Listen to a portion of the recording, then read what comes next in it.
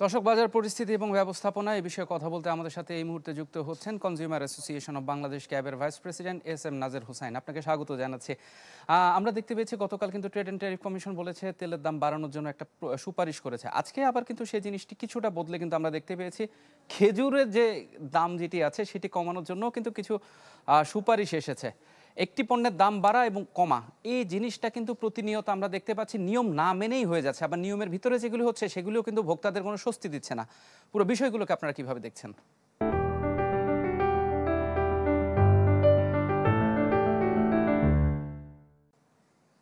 না, ধন্যবাদ। আসলে ট্যারিফ কমিশন যেভাবে বলছে শুল্ক সম্পূর্ণ প্রত্যাহার করা, তো এই বিষয়গুলি আমরা এটাকে অবশ্যই সাধুবাদ জানাই যে আসলে ট্যারিফ কমিশনের মতো প্রতিষ্ঠান মাঝে মধ্যে ভোক্তাদের কথা চিন্তা করছে। কিন্তু প্রশ্নটি হলো, তারা ভোক্তাদের কথা চিন্তা করছে নাকি ব্যবসায়ীর কথা চিন্তা করছে?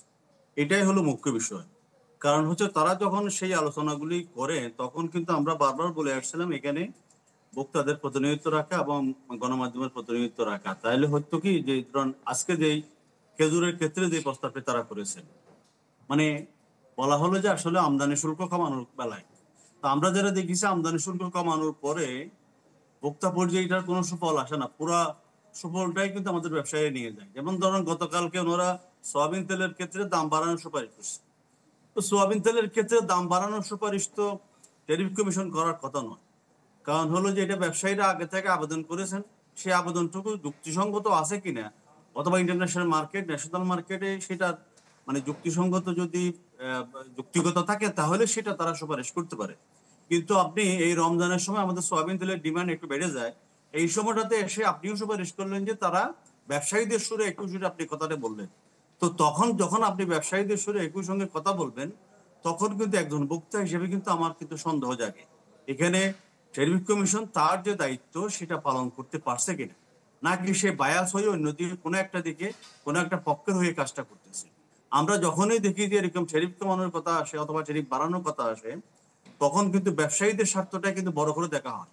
এখানে ভোক্তার স্বার্থটা অবশ্যই বিবেচনা করা উচিত। কারণ হলো যে আজকে 18 কোটি মানুষের স্বার্থে এটা যখনই এই ঘটনাগুলি ঘটবে, তখন কিন্তু 18 কোটি মানুষের স্বার্থে আঘাত লাগবে, অথবা যদি লাভ হয় 18 কোটি মানুষের স্বার্থে 18 কোটি মানুষেরই লাভ হবে।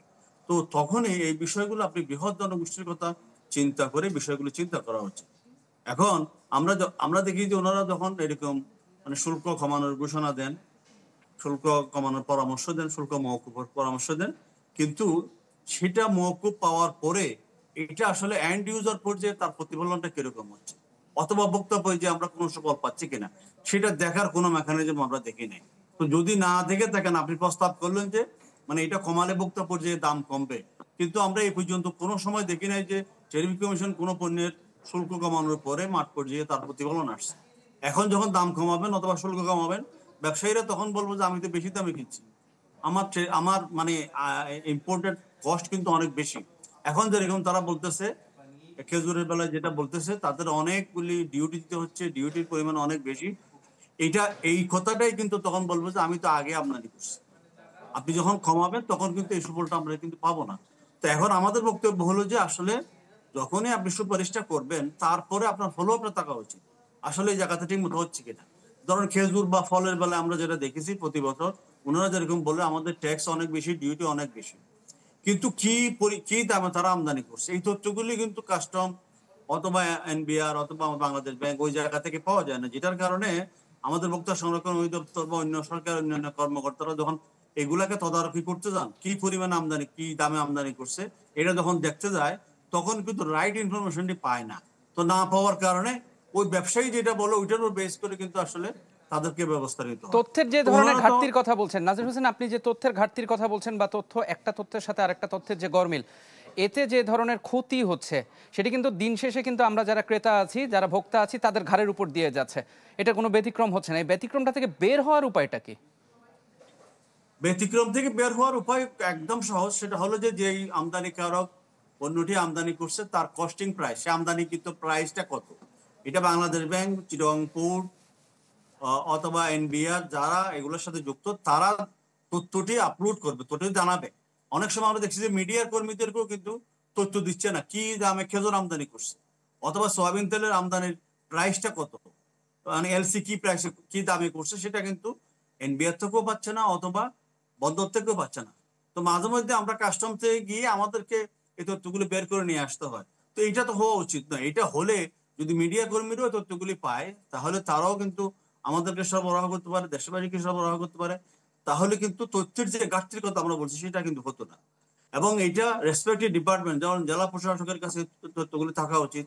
যদি সেরকম বিষয়গুলোকে করা যায় তাহলে কিন্তু হবে। এবং একই সাথে এই যে ট্যারিফ কমিশন যারা অ্যানালাইসিস গুলো করতেছে তাদের কাছে তথ্যগুলো থাকা দরকার। আমরা এখন দেখছি ট্যারিফ কমিশন শুধুমাত্র ব্যবসায়ীরা বা আমদানিকারক যারা আছেন তারা যে তথ্যটা প্রোভাইড করছে শুধু সেটার উপর বেস করে তার অ্যানালাইসিস, তার জাজমেন্ট, তার সিদ্ধান্তটা জানাচ্ছে।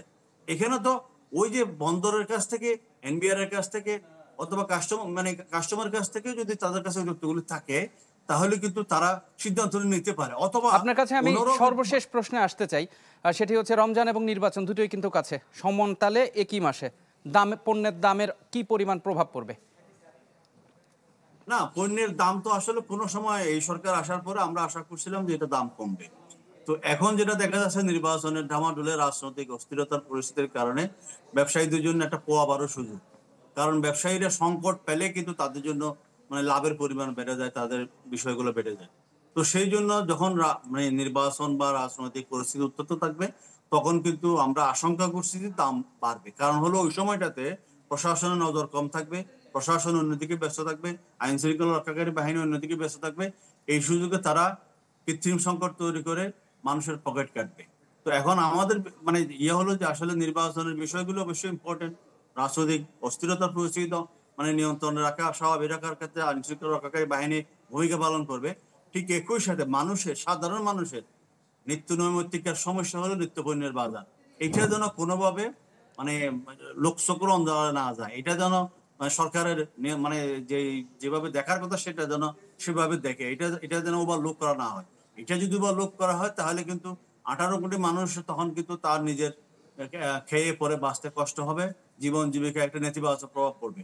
এটার জন্য আপকামিং যারা রাজনৈতিক দল ক্ষমতায় আসবে অথবা যারা নির্বাচন করবে তাদের ক্ষেত্রে মানুষের মানে বিরূপ প্রতিক্রিয়া আসবে। আমরা আশা করি যে রাজনৈতিক দলগুলি তার নির্বাচনী কর্মকাণ্ডের ক্ষেত্রে এই সাধারণ মানুষের জীবন জীবিকার যে প্রশ্ন, নিত্যপণ্যের বাজার, এক্ষেত্রে তারা অবশ্যই একটা ভূমিকা পালন করবে।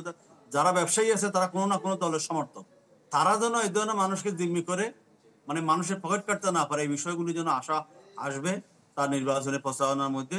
আমরা সেটা প্রত্যাশা করি। যদি তারা এই বিষয়গুলি মাঝে মধ্যে বলেন তাহলে হয়তো ব্যবসায়ীরা এই কথাগুলি শুনবে এবং এগুলো নাজির শুনলে হোসেন, আপনাকে ধন্যবাদ বাজার আমাদের কোনো সাথে সময় যোগ শক্ত দেওয়ার হবে না। জন্য এবং বাজার পরিস্থিতি এবং সার্বিক পরিস্থিতি কেমন যেতে পারে সেই সম্পর্কে আলোচনা করার জন্য।